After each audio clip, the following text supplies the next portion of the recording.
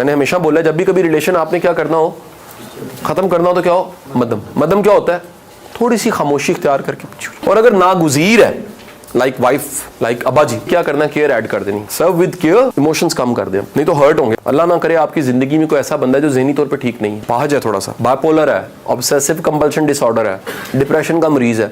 अच्छा, वो उसके मुताबिक जो ठीक होता है वो असल में नहीं होता ठीक, वो मत मार देगा आपकी पकड़ के। उसका आसान हल क्या है, केयर। केयर, उसको निकालना नहीं है। निकालने का मतलब ये है, याद रखिए, वो बंदा जो श्योर शॉट पता लग रहा है वक्त ज़ाया कर रहा है, श्योर शॉट पता लग रहा है एनर्जी ज़ाया कर जाता है, श्योर शॉट पता लग गया डाकू है। डाकू वो होता है जो आपकी एनर्जी को, रिसोर्सेज को और आपको छीन लेता है आपसे। उम्मीद छीनने वाला डाकू है, डेफिनेशन बदलते हैं आज से। यकीन छीनने वाला डाकू है, चुप करके निकाल दें उसको अपनी लाइफ से। मैं कहता हूँ चलिए अगला क्राइटेरिया इससे बता रहा हूँ, ओ भाई आपसे को काम ले ले, उसे फायदा हो जाए, अच्छी बात है, लेकिन नुकसान तो ना दे। आप डाकू आ रहे थे, आप कहते यार कुछ ले लो, हमें कुछ ना कहना, क्योंकि आपको पता है जो चीजें आपने दी हैं वो दोबारा बन सकती हैं। मैं आपको पीआर का एक छोटा सा नुस्खा और बता के तो खत्म करता हूँ। मुझे अरशद जावेद साहब नए नए मिले ना, तो मैंने उनकी एक वर्कशॉप अटेंड की, पुरानी बात है 15-20 साल पहले। मैं उस वर्कशॉप में ऐसे बैठा हुआ, ये अक्सर वो भी खुद भी सुनाते हैं वाकया, इसलिए सुना रहा हूँ, मेरी ज़ुबानी नहीं उनकी ज़ुबानी में। मैं उस वर्कशॉप में दिख गया, मैंने कहा यार इस वर्कशॉप में ये मेरा मेंटोर है, कैसे मुमकिन है कि मैं सबसे ज़्यादा करीब हो जाऊँ। मुझे ये पता लगा सीखा बड़ा कुछ जा सकता है, समझ आ गई बात। यानी अब कमिंग डेज में मैं क्या बता रहा हूँ कि वो कहते हैं मेरा बेटा ये है, आगे रूहानी भी लिखते, सीखा इतना कुछ, उनकी कितनी किताबों के शुरू में मेरा नाम लिखा हुआ है, सारा कुछ मैंने किताबें पढ़नी, सीखनी, चीज़ें उनसे सीखी। नहीं जी, मैंने क्या सोचा, मैंने देखा इनकी वर्कशॉप में जो यहाँ कार्ड लगे होते हैं ना, वो हाथ से लिखे होते थे। मैंने कहा डन, अगली बार मैं सर के बड़े खूबसूरत से प्रिंट करा के, डिज़ाइन करा के उर्दू बाजार से ये सारी चीज़ें पूरी क्लास के लिए खुद ले आऊँगा चुप करके। जब अगली क्लास शुरू होने लगी तो मैंने सर को रिक्वेस्ट की, मैं सर अगर 2 मिनट दें तो मैंने कुछ अर्जी पेश करनी है।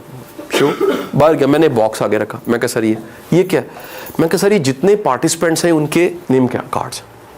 कहते हैं यार ये तुमने क्यों किया? मैं कहा सर मेरा दिल कर रहा था कोई वैल्यू ऐड हो। कहते यार कल चाय पियो मेरे साथ। फिर अगले दिन मैं केक उठाया, एक सूट उठाया, मिठाई का डब्बा उठाया, एक अच्छा सा परफ्यूम लिया, मैं सर की तरफ चला गया। यार मैं अपने लिए नहीं कह रहा, मेरे पे कोई लाजिम नहीं है, मुझे अल्लाह ताला का करम है, कोई लालच नहीं होता, जो मुझे जानते हैं। खुदा के लिए किसी की तरफ खाली हाथ ना जाया करो। जेड़ा मुंह चुक के आज मैं निकला है, सो मैं चलो सार नूं मिल रही है, अल्लाह का वास्ता है, ये आपकी वैल्यू कम कर देता है। ये दुनियादारी नहीं है, ये इखलाकियात का हिस्सा है कि आप किसी को वर्थ और वैल्यू देते हैं। नहीं बात समझ, तोहफा अल्लाह के रसूल की ये हदीस है ना, मोहब्बत को बढ़ाता है यार, मोहब्बत को बढ़ाता है।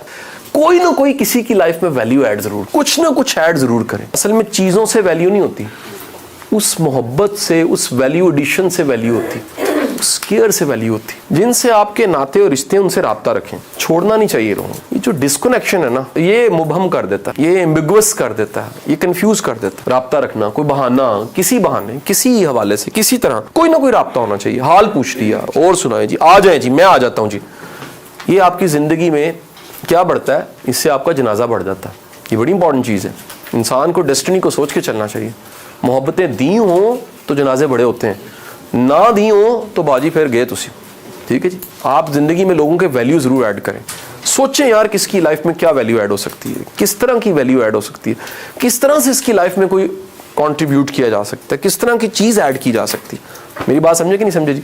और एक फिर बता रहा हूँ, जब भी कोई चीज़ स्पेशल होती है ना, आप किसी के लिए कुछ स्पेशल करते हैं, वो आपको स्पेशल कर देती चीज़। समझ नहीं आई जी? जब आप किसी के लिए कुछ स्पेशल करते हैं तो दरअसल आप भी उसके लिए क्या हो जाते हैं। सब जैसों में सब जैसे होते हैं लोग। मैं कहता हूँ सब जैसे नहीं होना, मुख्तलिफ होने का तरीका मुख्तलिफ अंदाज से सोचो। ठीक है जी, मुख्तलिफ अंदाज से करो।